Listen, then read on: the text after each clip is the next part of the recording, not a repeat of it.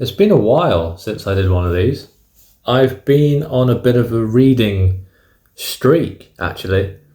I've read 7 books since I last did a review for Rule of Extinction, which if you haven't seen that video, go and check it out. That book is phenomenal, really is. So the first one I'm going to try and catch up on is The Last Goblin Shaman. Now, I am a huge fan of Tim's. I am a huge fan of Sorrow Draw. Don't know if you can see it in my new setup behind me somewhere. Where is it? There it is. Just there. I've done some rearranging. This kind of fantasy is newer to me than the kind of stuff I've been reading previously. But Tim was very kind to gift me a copy of the second book in the series. So I thought I should start at the beginning. They're standalones, but they're in the same world. So I just wanted to read them in order.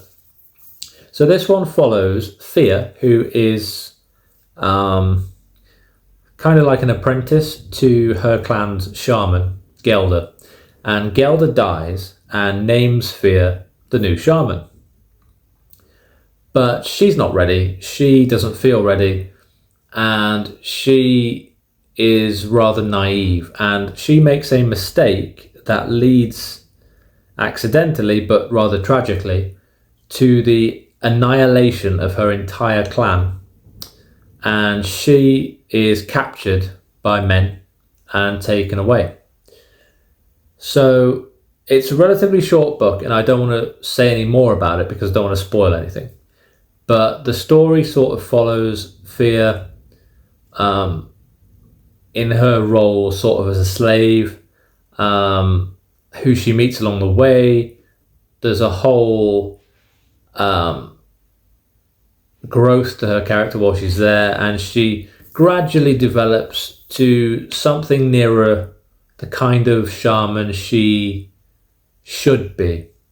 More fierce, more of a leader. And it's a really good book. I like the aspect that Tim's taken with having the goblins so affectionate towards each other. It's a nice way of sort of altering might be the wrong word, but depicting goblin culture, because most fantasies that involve goblins, it's quite vicious and brutal.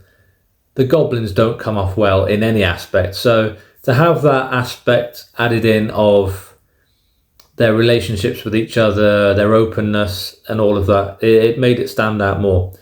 I thought it was really good. I read it in a day and a half, something like that. And I'm looking forward to reading The Mapmaker's Husband.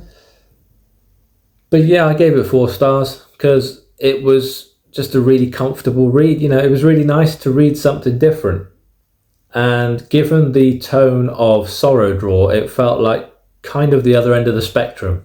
It was really good. So if you haven't checked it out, do check it out. It's in KU if you have a subscription, as are all Tim's books. And yeah, really good solid fantasy rec.